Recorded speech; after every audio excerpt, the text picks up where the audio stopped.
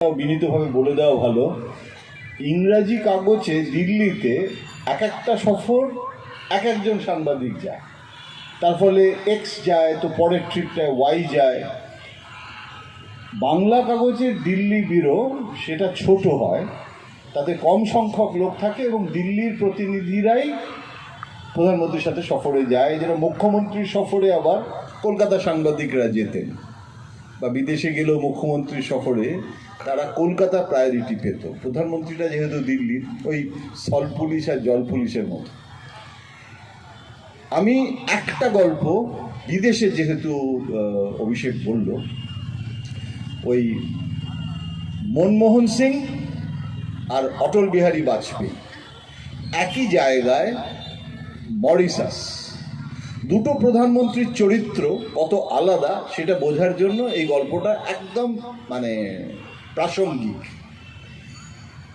Manmohan Singh আপাতভাবে colourless মনে হয়, বর্ণহীন, আর আস্তে আস্তে কথা বলেন।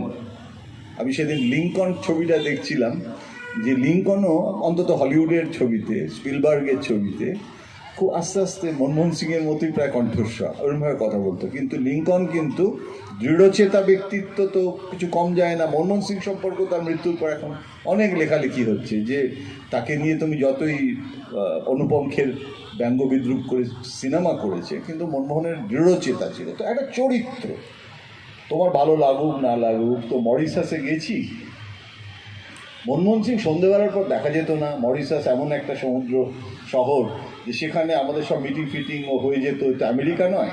তার ফলে ওই সমুদ্র তীরে আমরা সমস্ত প্রধানমন্ত্রী, সচিবালয়ের অফিসাররা, আমরা সবাই মিলে, সঞ্জয় বারু তখন মিডিয়া উপদেষ্টা, বনফায়ার ফ্রন্ট, নানান রকমের মজার ব্যাপার। মনমোহন সিং আসতেন না, উনি মিসিং, দরজা বন্ধ করে ভেতরে। আর মনমোহন সিং কিন্তু স্ত্রী, পুত্র, কন্যা, মানে কন্যা, জামাতা, তাদের নিয়ে কিন্তু খুব একটা বিদেশে যাওয়াটা পছন্দই করতেন না, একা একা যেতেন।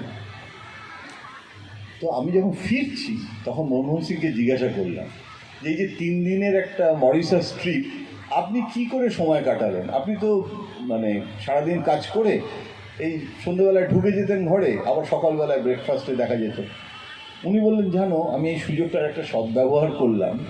একটা হিস্ট্রি অফ মরিশাস বলে একটা বই, প্রায় 600 পাতার হবে, এবং সেই বইটা না পড়ে ফেললাম। এটা দিল্লিতে গিয়ে আর পড়ার সময় পাবো না, তো মরিশাসের বই দারুণ লাগলো। আর জানো, মরিশাসে এই যে আখের, তুমি দেখলে না এত ক্ষেত, এই আখ কীভাবে সুগার ইন্ডাস্ট্রিকে বাড়াতে পারে।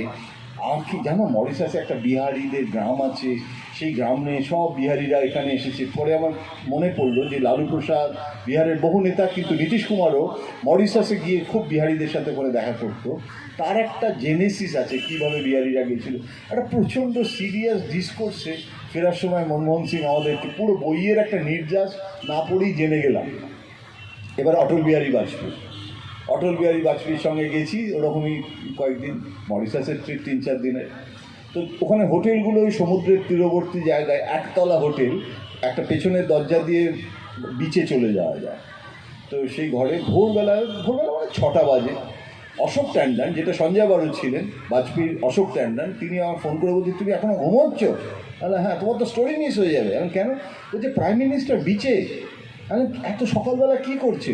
বলছি এই কথা বলো না, সব ফটো অপরচুনিটি, সবাই চলে গেছে।